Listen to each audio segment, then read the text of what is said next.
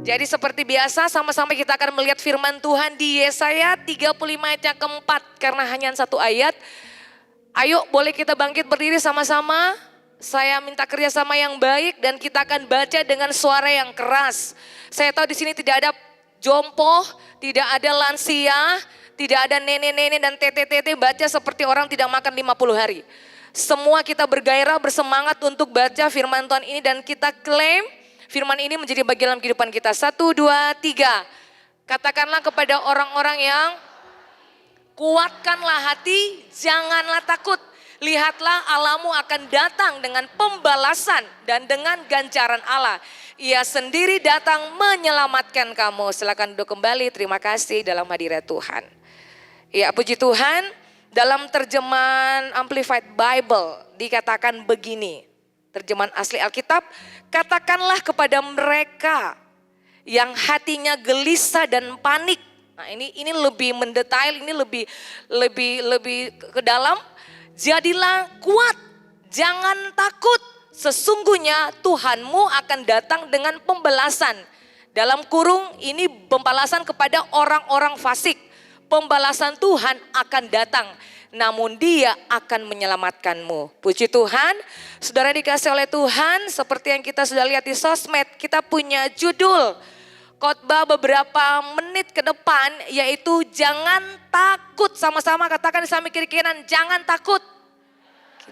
Iya, jadi saudara yang dikasih oleh Tuhan, lewat pembacaan firman Tuhan di Yesaya 35 ayat yang keempat di sini, ada dua pelajaran penting yang disampaikan Nabi Yesaya kepada umat Tuhan atau kepada bangsa Israel. Sekali lagi, ada dua pelajaran penting, katakan dua pelajaran penting yang disampaikan Nabi Yesaya dengan cepatnya saya sampaikan kepada umat Tuhan atau bangsa Israel. Yang pertama kalau kita lihat di situ yaitu kuatkan hati. Next yang berikut yang kedua yaitu dikatakan di situ adalah jangan takut. Kuatkan hati dan jangan takut. Oke, yang pertama kita akan bahas bersama-sama. Senyum dulu kiri kanan. Aduh, jangan tegang ya saudara dikasih oleh Tuhan. Karena yang berdiri di depan Anda ini adalah wanita. Ya, terima kasih. Kita semua adalah wanita yang cantik ciptaan Tuhan. Amin. Tidak ada yang jelek. Betul, tidak ada yang jelek. Yang bilang jelek kepada Anda itu iblis dan roh jahat. Yang pertama, kuatkanlah hati. Ayat yang keempat. Katakanlah kepada orang-orang yang tawar hati, kuatkanlah hati. Janganlah takut. Lihatlah Allahmu akan datang dengan pembalasan dan dengan ganjaran Allah. Ia sendiri datang menyelamatkan kamu. Saudara dikasih oleh Tuhan, kalau kita lihat latar belakang dari Yesaya 35, kalau kita baca dari ayat yang pertama sampai ayat yang ke-10, di situ Yesaya menjelaskan di mana situasi bangsa Israel pada saat itu. Situasi mereka seperti mereka ada di padang gurun, katakan padang gurun. Seperti situasinya yang gersang, seperti situasinya kering, di mana sepertinya tidak ada pertolongan, katakan tidak ada pertolongan. Jadi mereka punya tangan menjadi lemah lesu. Lutut-lutut mereka itu goyah. Mereka tidak berdaya lagi. Mereka tidak bisa berbuat apa-apa lagi karena mereka dalam situasi yang genting, gentang, gontong. Jadi digambarkan mereka pada saat itu keadaan yang tawar hati. Katakan tawar hati. Mereka patah semangat alias mereka setengah pingsan. Setengah pingsan itu bagaimana? Berarti tidak mati. Belum mati maksudnya. Masih setengah pingsan, setengah sadar. Seperti begitu kira-kira ya. Senyum dulu.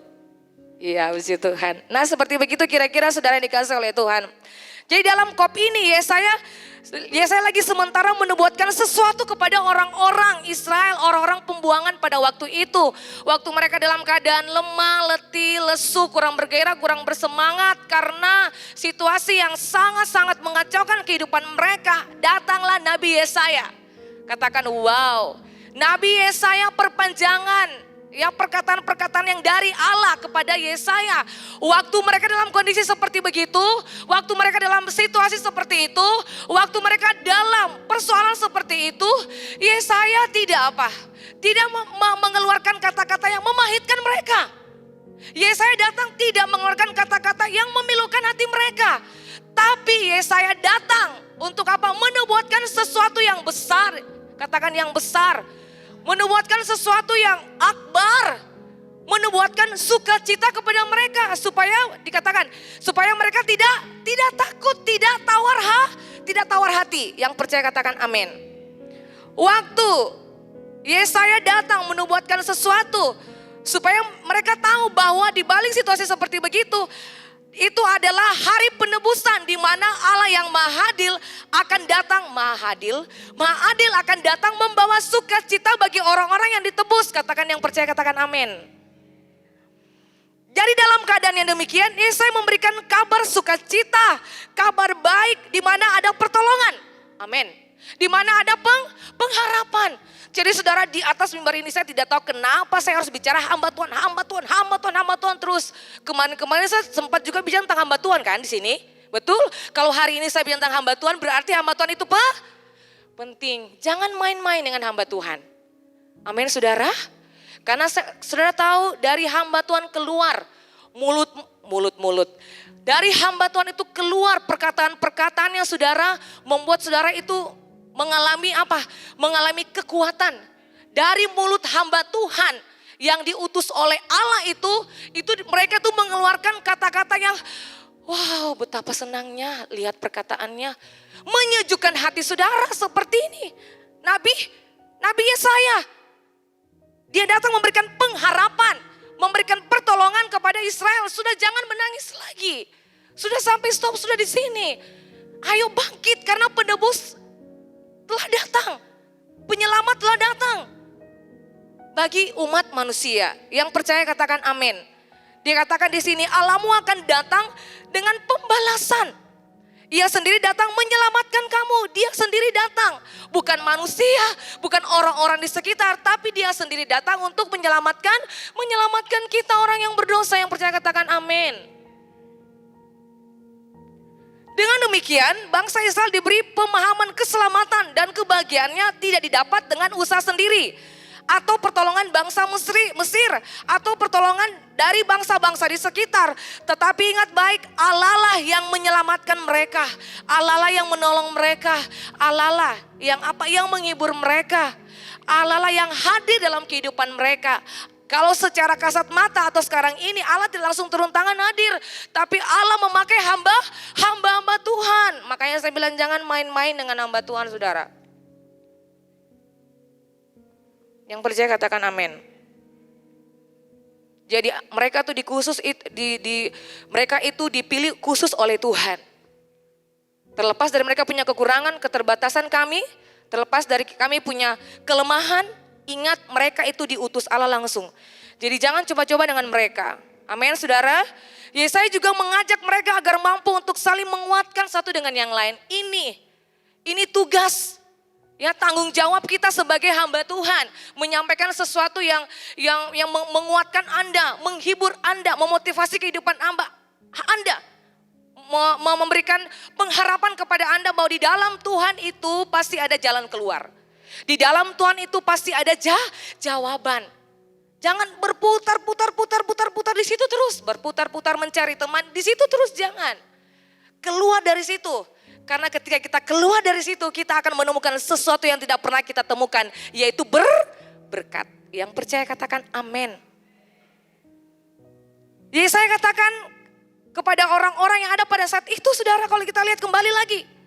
Ya, katakan kepada orang-orang yang tawar hati, kuatkan hati. Lihat Allahmu akan datang dengan pembalasan dan dengan ganjaran Allah. Ia sendiri datang untuk menyelamatkan kamu. Perhatikan kata kamu di situ, saudara.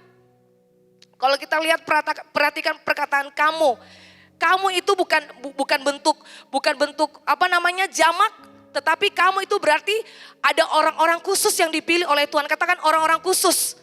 Orang-orang tertentu di mana kata kamu itu bukan untuk semua orang, tetapi kata kamu ini melainkan mereka yang tetap bertahan dalam iman kepada Tuhan. Yang percaya katakan amin. Wow, katakan Tuhan luar biasa. Jadi Tuhan menyelamatkan kamu, Ia menyelamatkan kamu. Orang-orang yang bertahan dengan iman, orang-orang yang bertahan dengan pengharapan, Tuhan akan menyelamatkan dia. Tuhan tidak akan menyelamatkan orang-orang cuman hanya sudah stop, sudah sampai Tuhan. Sudah sampai di sini Tuhan, kita susah yang kuat lagi. Lalu bagaimana kita belum bertindak, belum bergerak, belum maju saudara. Kita sudah menyerah dengan keadaan yang ada. Bukankah penyertaan Tuhan itu ada buat kita seperti kita punya materi Komsel. Jadi kalau ada penyertaan Tuhan berarti Tuhan ada bersama dengan kita. Makanya kalau Tuhan bilang maju, maju. Kalau Tuhan bilang tetap di tempat, tetap di tempat. Yang percaya katakan amin. Jadi sekali lagi kamu di sini perkataan Yesaya bukanlah semua orang, melainkan mereka yang tetap bertahan, katakan bertahan. Teguh berdiri, kokoh berdiri, tidak gampang diombang-ambingkan saudara. Oleh ajaran-ajaran atau penyesatan-penyesatan yang menyesatkan mereka. Atau mereka punya circle, lingkungan mereka yang menyesatkan mereka, tidak. Mereka tidak dapat diombang-ambingkan, makanya mereka bertahan dengan apa? Iman. Walaupun mereka belum melihat, mereka percaya bahwa saya percaya Tuhan, saya pasti akan apa? Akan ditolong oleh Tuhan. Saya percaya Tuhan walaupun saya belum melihat, tapi saya percaya dengan mata iman saya, mata rohani saya, maka semuanya Tuhan akan melakukan perkara-perkara yang besar yang belum saya pernah lihat. Yang percaya katakan amin. Tepuk tangan dulu buat Tuhan Yesus saudara. Jadi bertahan, katakan sampai kiri kanan, bertahan. Yesaya memberikan harapan yang pasti kepada orang Israel. Bayangkan saudara. Jadi kalau misalnya hamba-hamba Tuhan lagi sementara berbicara, itu keluar dari mulut mereka pengharapan. Ingat, dalam situasi yang penuh dengan ketakutan, kalau kita lihat bangsa Israel ini, mereka benar-benar sangat terjepit saudara. Mereka sampai kehilangan harapan karena penderitaan yang mereka alami. Jadi dalam situasi penuh ketakutan, saudara saya percaya kita seperti bangsa Israel. Amin saudara, kita juga mengalami kondisi situasi yang seperti begini. Kak, saudara untuk menghadapi semua hal terjadi, saudara tidak takut. Jadi saudara dalam situasi penuh ketakutan dan kehilangan harapan itu, ingat Allah mengingatkan bahwa melalui Yesaya mereka adalah umat kepunyaanku. Amin. Dalam keterpurukan seperti itu, hello kamu itu umat kesayanganku. Umat pilihanku, umat kebanggaanku, yang kukasih, yang kucintai. Yang percaya katakan amin. Anda percaya bahwa Tuhan itu mengasihi Anda, mencintai Anda? Amin saudara. Kemarin kita, saya kasih kesaksian sedikit. Kemarin kita pergi melayani satu orang di rumah sakit Lemena. Itu pas lagi berdoa buat dia, Tuhan itu luar biasa. Saya melihat benar-benar dengan nyata bahwa orang ini sebenarnya sudah Tuhan sudah bawa pergi, sudah pulang ke rumah Bapak itu sudah 2 kali sebenarnya. Tapi entah kenapa, tapi iya, ada sesuatu yang belum beres ya Pastor Lady. Sesuatu yang belum beres saudara terjadi, dia punya nafas balik ulang. Saudara tahu, luar biasa kasih Tuhan. Luar biasa kasih saudara. Kenapa saya bilang Tuhan paling hebat. Kenapa Tuhan buat orang ini seperti ini? Saya tahu dia punya kehidupan jahat. Mungkin ada sesuatu yang belum diselesaikan, makanya Tuhan bilang jangan pulang dulu. Nanti panggil hamba Tuhan penyelesaian dulu baru saya pulang. Betul saudara. Bahkan sudah 2 kali pergi loh, balik lagi dia punya nafas, balik lagi. Jadi memang Tuhan menolak untuk dia ada di neraka. Keren Tuhan. Tuhan menolak dia untuk tidak ada di neraka. Tuhan mau dia ada di sorga. Makanya Tuhan apa? Tuhan bangkitkan lagi nafasnya kembali. Hidupkan lagi nafasnya kembali. Katakan keren Tuhan. Itu bukti saudara. Cinta Tuhan, kasih Tuhan. Sayang Tuhan dalam kehidupan manusia. Waktu didoakan, diselesaikan, pas yang berdoa. Semuanya jujur di hadapan Tuhan dengan hamba Tuhan. Selang beberapa jam Pastor Lady. 1 jam dengar berita beliau sudah meninggal. Betapa hebatnya Tuhan kan? Luar biasa saudara. Jadi saudara Tuhan belum panggil kita pulang, belum bisa. Katakan belum bisa. Karena ada sesuatu yang belum kita bereskan. Jadi Tuhan belum bisa panggil kita pulang. Jadi saudara, Tuhan mau meyakinkan kita bahwa di dalam Tuhan ada pertolongan, di dalam Tuhan ada pengharapan, di dalam Tuhan ada keselamatan. Yang percaya katakan amin. Makanya saya bilang kuatkanlah hatimu saudara. Jangan mau apa? Jangan mau seperti ditarik seperti boneka. Tahu saudara atau boneka seng? Boneka kan dibawa kemana saja. Betul? Dibawa diantar kemana saja. Jangan mau seperti boneka orang mau tarik Anda kiri kanan. Mau di sini mau di sana. Kuatkan hati. Kalau circle lingkungan yang tidak benar pindah dari situ. Yang percaya katakan amin. Kalau lingkungan yang benar, circle yang benar tetap ada di situ. Supaya Anda semakin hari semakin melihat perbuatan-perbuatan yang ajaib dalam kehidupan saudara. Yang percaya katakan amin. Jadi kalau lingkungan Anda, komunitas Anda menyesatkan Anda, pindah dari situ. Setiap hari perkataan-perkataan orang-orang di sekitar Anda, lingkungan Anda menjatuhkan orang ini, hamba Tuhan ini. Maaf, pindah dari situ juga tempo-tempo. Anda mau menikmati berkat Tuhan yang melimpah? Yang percaya katakan amin. Jadi saudara yang dikasih oleh Tuhan, situasi kondisi bisa membuat kita mundur dari Tuhan. Tapi malam ini firman Tuhan berkata kepada kita, mari kuatkan hati. Kuatkan hati, kuatkan hati, kuatkan hati, kuatkan hati di dalam Tuhan.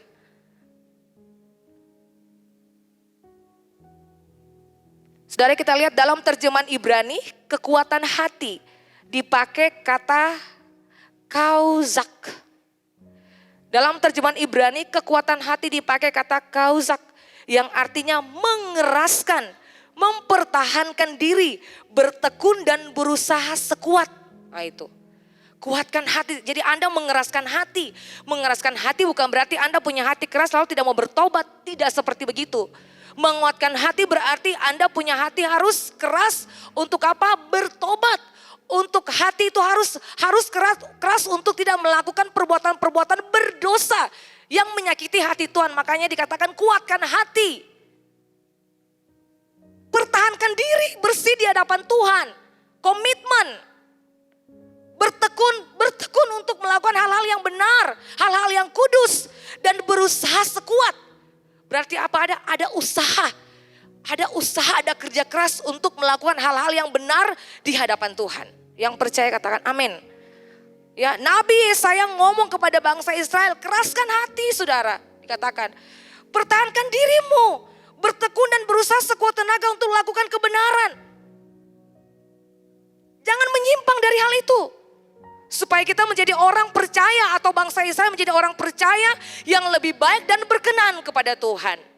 Kalau kita menjadi orang percaya yang lebih baik dan berkenan di hadapan Tuhan, saya percaya apa sih yang kita butuhkan, apa sih yang kita idam-idamkan, semuanya akan disiapkan oleh Tuhan. Yang percaya katakan amin. Jadi saya mau katakan kuatkan hati. Bayangkan ada kata hati.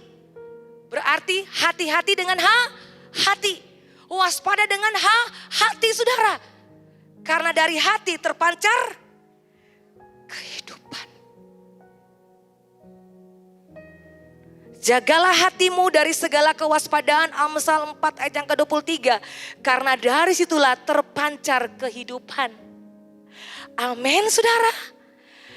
Jadi harus jaga apa? Hati. Jangan simpan segala sesuatu di hati. Itu karena ada sesuatu yang tidak beres di hati saudara. Makanya Anda mau menghadapi apapun, Anda mau bergesek dengan siapapun, Anda mau bersenggol dengan siapapun, Anda harus kuat hati. Jangan dia yang minta maaf duluan. Boleh Anda lah yang minta maaf duluan. Ada yang bersalah kok, ngapain saya harus minta maaf Anton? Dia harus minta maaf duluan. Dia harus minta ampun duluan, ngapain saya? Hello. Kapan Anda mau dipakai Tuhan, dibawa naik ke level yang lebih tinggi? Kalau Anda tidak menang dalam perkara pengampunan. Yang percaya katakan amin. Makanya kan, ya saya bilang, hello Israel. Kuatkan Ose punya hati. Tidak bisa tidak, ampuni orang-orang yang bersalah kepada Se. Firman Tuhan bilang, jikalau kamu mengampuni orang yang bersalah kepadamu, maka Bapamu di surga akan ampuni kamu juga. Tapi kalau kamu tidak mengampuni kesalahan orang, maka Bapamu di surga tidak akan mengampuni kamu. Amin. Anda mau duluan untuk minta maaf? Coba saya mau lihat tangan-tangannya yang amin tadi. Aduh. Coba lihat tangan-tangannya yang mau minta maaf duluan. Walaupun itu saya yang salah, mau dia yang salah. Saudara, kalaupun belum ada, saudara minta pemberesan. Amin. Pulang dari sini saudara dengar firman Tuhan. Orang yang dengar firman Tuhan hidupnya akan diberkati oleh Tuhan Allah. Dia memiliki kedewasaan penuh. Pulang cari orang itu. Walaupun dia yang salah beta benar, sudah siapa apa. Mengalah bukan berarti kalah. Yang percaya katakan amin. Senyum dulu kiri kanan. Mengalah bukan berarti kalah. Jadi kalau Anda punya prinsip seperti itu, moto hidup seperti begitu, maka siap-siap Tuhan bawa Anda ke Eropa. Tuhan bawa Anda ke Amerika, saudara, siap-siap. Amin. Kapan Tuhan bawa? Besok. Oke, amin. Jadilah seperti imanmu. Kapan saja Tuhan bawa, Anda sudah siap. Jadi saudara, yang pertama Tuhan mau bilang kepada kita, kuatkan hati. Hati itu harus kuat saudara untuk menghadapi apapun. Yang percaya katakan amin. Jadi saudara, ingat hati Anda itu perlu dijaga. Jika hati kita baik, maka apa yang keluar dari hidup kita pasti baik. Sebaliknya jika hati kita tidak baik, maka yang keluar dari hidup kita juga tidak baik. Orang tidak suka lihat kita saudara. Sebagai anak Tuhan, fokus kita bukan memperbaiki apa yang nampak dari luar saudara.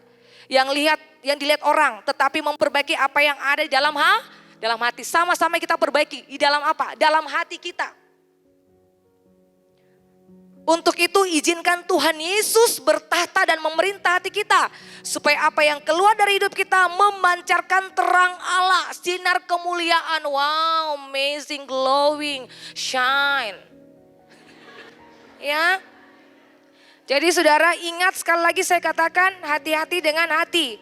Kalau kita punya hati baik, maka hal-hal yang keluar dari hidup kita, keluar dari mulut kita itu adalah yang baik. Kalau hati kita jahat, simpan kegeraman, kepahitan, akar-akar pahit, kebencian. Langkai beta punya mayat dulu, baru beta ampuni sih. Sumati mau ampuni bagaimana sih? Udah seperti begitu. Jadi jangan mau seperti begitu. Matius 12 ayat yang ke-34 sampai 37 katakan, sama-sama kita baca. Hai kamu, bayangkan, keturunan ular beludak. Bagaimanakah kamu dapat mengucapkan hal-hal yang baik sedangkan kamu sendiri jahat? Karena yang diucapkan mulut meluap dari hati. Orang yang baik mengeluarkan hal-hal yang baik dari perbendaraannya yang baik. Dan orang yang jahat mengeluarkan hal-hal yang jahat dari perbendaraannya yang jahat. Tetapi aku berkata kepadamu, setiap kata sia-sia yang diucapkan orang harus dipertanggungjawabkan pada hari penghakiman. Karena menurut ucapanmu engkau akan dibenarkan dan menurut ucapanmu pula engkau akan dihukum. Jadi hati-hati dengan saudara punya perkataan. Menegaskan bahwa kita tidak dapat mengucapkan hal-hal yang baik jika kita sendiri jahat saudara. Tapi saya percaya di sini semuanya orang baik. Tidak ada yang jahat. Katakan sampai katakan Anda itu orang baik. Karena apa yang diucapkan mulut itu meluap dari hati. Orang yang baik mengeluarkan hal-hal yang baik dari perbendaraannya yang baik. Dan orang-orang yang jahat mengeluarkan hal-hal yang jahat dari apa? Perbendaraannya yang jahat. Karena simpannya selalu jahat, makanya yang keluar itu jahat. Saya pastikan semua kita di sini yang kita simpan itu semuanya baik saudara. Walaupun dia bikin beta seperti begini, beta harus balas baik. Karena pembalasan itu adalah hak Tuhan, bukan hak kita. Kita lakukan, kita punya bagian saja. Yang percaya katakan amin. Jika perkataan dan perbuatan seorang percaya tidak sesuai dengan kebenaran firman Tuhan, berarti ada yang salah di hati Anda. Tidak sinkron saudara. Tidak matching, kata orang Afrika. Tidak sinkron dengan Anda punya perkataan, berarti ada yang salah dalam kehidupan Anda. Alkitab juga mengingatkan bahwa setiap kata sia-sia yang kita ucapkan harus dipertanggungjawabkan. Seperti firman Tuhan tadi. Itu sebabnya Yesaya katakan kepada umat Allah yaitu bangsa Israel saudara. Engkau gelisah dan panik karena berbagai macam kemelut hidup. Nah ini sudah nih. Mungkin mereka saat itu mereka marah. Karena setiap hari, aduh ini Yesaya ini firman Tuhan terus datang. Sedangkan mereka mau lakukan hal-hal yang jahat mungkin. Penyembahan-penyembahan berhala mereka lakukan. Aduh nasihat terus datang, mungkin mereka geram, mereka marah. Ataupun mereka dalam pembuangan, mereka diperlakukan tidak adil. Ya, mereka apa lagi? Mereka difitnah, mereka dicemooh dan lain sebagainya. Itu yang membuat mereka geram. Mereka kecut hati. Makanya Tuhan bilang, sampaikan kepada Nabi Yesaya. Bilang buat mereka, jadilah kuat. Kuatkan hatimu. Keraskan hatimu, teguhkan hatimu, kokohkan hatimu. Untuk selalu berbuat yang benar sesuai dengan firman Tuhan. Wow. Kuatkan hati untuk melawan godaan, hawa nafsu dunia, tawaran-tawaran dunia yang menggiurkan Anda. Kuatkan hati Anda. Kalau lingkungan Anda bilang, ayo 1 batang jua bisa seng. Maaf jua beta seng bisa lai, puji Tuhan. Tapi kalau 1:1000, Anda di tengah-tengah orang 1000 lalu ajak Anda seperti begitu, saya percaya pasti Anda mau. Kalau saya enggak apa lungku, betul gak saya? Ya, jadi saudara, untuk menjadi orang percaya yang lebih baik dan berkenan kepada Tuhan, Amsal 4 ayat 23 mengajarkan kepada kita, kita harus menjaga hati kita dari segala kewaspadaan, karena dari situlah terpancar kehidupan. Yang percaya katakan amin. Jadi saudara, Tuhan mau sampaikan buat kita pada saat ini, ayo, tidak ada waktu lagi untuk main-main saudara. Kalau Tuhan bilang kuatkan hati, hati itu harus lembut, selembut sutra. Amin. Aplikasi buat kita, poin yang pertama, 2 Tawarik 15 ayat yang ke-7 dikatakan, tetapi kamu ini kuatkanlah hatimu, jangan lemah semangatmu, karena ada upah bagi usahamu. Ulangan 31 ayat yang ke-6 bagian A, kuatkan dan teguhkanlah hatimu, jangan takut dan jangan gemetar karena mereka, sebab Tuhan Allahmu dialah yang berjalan menyertai engkau. Yang percaya katakan amin. Yang terakhir, jangan takut. Sekali lagi saya baca ayat yang keempat, katakanlah kepada orang-orang yang tawar hati, kuatkan hati, jangan takut. Lihatlah Allahmu akan datang dengan pembalasan dan dengan ganjaran Allah. Ia sendiri datang menyelamatkan kamu. Jadi saudara yang dikasih oleh Tuhan, seringkali ketakutan, katakan ketakutan, mendominasi kehidupan manusia. Betul? Mewakili perasaan takut itu wajar. Takut itu wajar, katakan sampai kira takut itu wajar. Tetapi cenderung setiap saat dihinggapi rasa takut itu tidaklah wajar. Anda butuh dibereskan, dilepaskan. Anda yang penakut-penakut. Berarti kita dikuasai oleh roh ketakutan. 2 Timotius 1 ayat yang ke-7. Sebab Allah memberikan kepada kita bukan roh ketakutan, melainkan roh yang membangkitkan kekuatan, kasih dan ketertiban. Jadi ketakutan menutup akses percepatan karya Allah dalam kehidupan manusia. Sekali lagi, ketakutan akan menutup akses percepatan Allah bergerak dalam kehidupan kita. Mau melangkah saja takut, mau berbuat segala sesuatu saja takut. Mau melakukan segala sesuatu saja takut. Takut ini, takut dimarahin oleh pemimpin, takut ini bla bla bla. Lah, bagaimana Tuhan membawa terbang tinggi bagi Raja Wali? Makanya ketakutan akan menutup semua akses, katakan semua akses untuk Tuhan berkarya dalam kehidupan kita. Makanya katakan sampai kiri kanan, don't be afraid, jangan takut.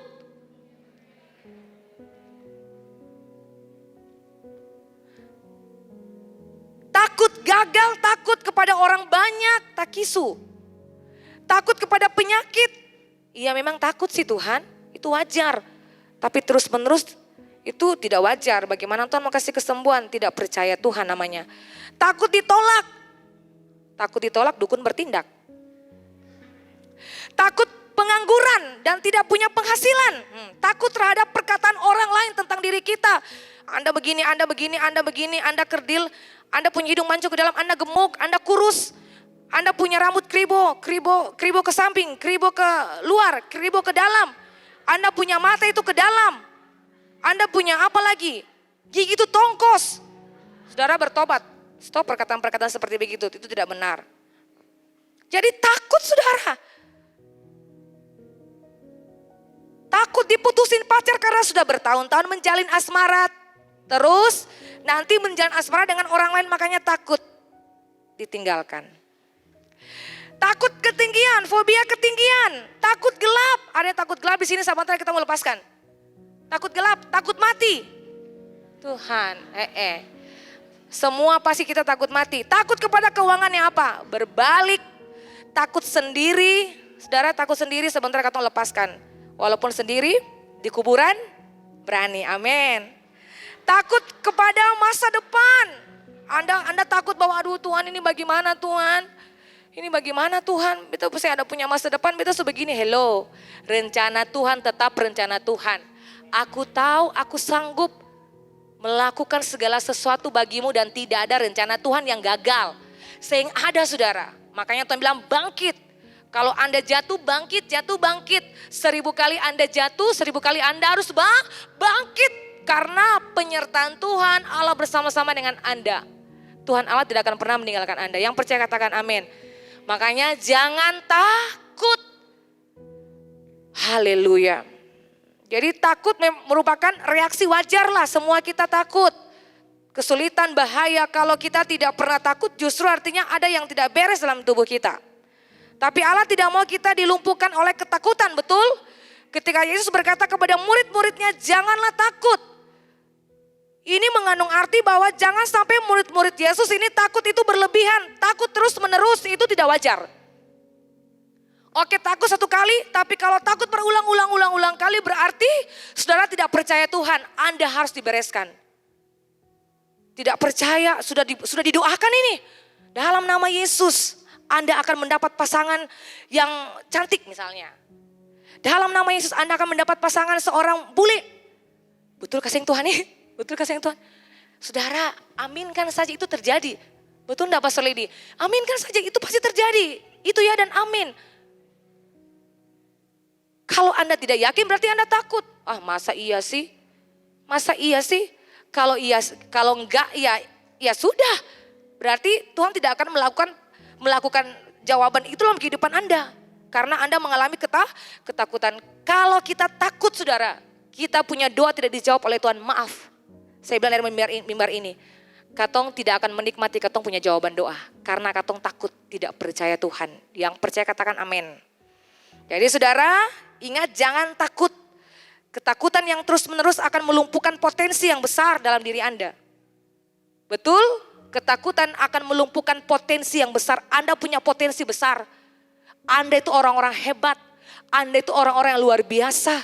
Anda tuh jenius saudara. Anda itu orang-orang excellent dalam Tuhan. Orang-orang berkualitas saudara. Makanya harus jadi orang yang pemberani. Jangan takut. Katakan sampai kiri kanan, jangan takut. Jadi kalau Anda melakukan segala sesuatu, melakukan segala pekerjaan dengan ketakutan saudara, saya percaya saudara yang dikasih oleh Tuhan, pekerjaan Anda tidak akan pernah selesai. Karena mulanya biasa saja, mula dari awal Anda sudah mengalami yang namanya ketakutan. Jangan takut, ketika engkau takut maka kecillah kekuatanmu. Masih ingat peristiwa angin ribut diredakan? Saudara masih ingat peristiwa itu? Masih ingat waktu Daud melawan Goliat saudara? Engkau mendatangi aku dengan tombak dan lembing. Tapi aku datang. Aku datang apa? Aku datang membawa kabar baik. Aku datang membawa nama Tuhan Allah semesta alam. Belum kalahkan atau belum perangi Goliat saudara. Tapi dia percaya. Dia tidak takut. Waktu dia katakan itu saudara, belum berperang dengan Goliat. Dia mengalami yang namanya kemenangan karena dia tidak takut melawan Goliat. Yang percaya katakan amin. Ya saudara, luar biasa. Pada saat Petrus, kalau kita lihat lagi angin ribut diredakan, mulai memperhatikan keadaan sekitarnya, mulai mendengar apa yang ada di sekitarnya, mulai ia takut orang bilang inilah kata-kata negatif, oh kayaknya tidak bisa. Tetapi di saat itu ia takut dan mengalami situasi yang mencekam. Lagi-lagi pelajaran yang bisa kita tarik dari sini ialah ia berteriak. Jadi saudara, waktu dalam kondisi takut Anda mengalami ketakutan saudara, perlu sekali Anda berteriak kepada Tuhan, berteriak kepada Tuhan sekencang-kencangnya. Mengeluarkan suara kepada Tuhan, Tuhan tolong saya, Tuhan tolong saya, Tuhan di mana, Tuhan tolong saya mengalami seperti ini, Tuhan tolong saya, berteriak, berseru kepada Tuhan. Tuhan pasti akan menjawab Anda, yang percaya katakan amin. Selesai, berteriak. Tuhan tidak tolong, Tuhan pasti akan tolong. Tuhan tidak tolong Petrus, Tuhan tolong Petrus saudara. Allah Tuhan Yesus mengulurkan tangannya kepada Petrus. Dan dia diselamatkan. Yang percaya katakan amin. Jadi saudara, aplikasinya buat kita semua malam hari ini tentang jangan takut. Percayalah kepada dia. Kalau kita percaya kepada dia, kita bukan hanya mampu melawan rasa takut itu. kita bahkan mampu mengubah situasi yang menakutkan itu. Amin. Ia naik ke perahu, ingat Petrus naik ke perahu dan angin pun diredahkan. Jadi kita tahu sumber ketakutan, kita tahu mengatasi rasa takut itu, dan kita tahu cara mengubah situasi yang menakutkan itu ke dalam situasi yang penuh dengan kedamaian. Makanya Tuhan bilang jangan takut. Ketika Tuhan mengelurkan tangannya kepada Petrus, disitulah keselamatan terjadi, disitulah pertolongan terjadi, disitulah jawaban Tuhan kasih buat kita semua. Amin saudara. Saudara dikasih oleh Tuhan, saya minta pemusik ke depan. Seruan jangan takut di Yesaya 35 ayat yang keempat membuktikan bahwa yang pertama, Tuhan Allah itu sumber kekuatan. Yang kedua, Tuhan Allah itu sumber kesembuhan. Yang ketiga, Tuhan Allah itu sumber sukacita. Dan yang keempat, Tuhan itu sumber kemenangan. Dan yang kelima, Tuhan Allah itu sumber kebebasan, pembebasan. Jadi sudah dikasih oleh Tuhan, kita akan pelajari malam ini dua hal penting lewat pembelajaran di Yesaya 35 ayatnya yang pertama sampai yang ke-10. Yang pertama, kuatkan hati. Dan yang kedua, jangan takut. Dan saya percaya kita akan pulang dengan kemenangan yang pasti bersama dengan Tuhan. Yang percaya katakan amin. Semua kita bangkit berdiri. Kita berikan tepuk tangan dulu buat Tuhan Yesus yang luar biasa malam hari ini.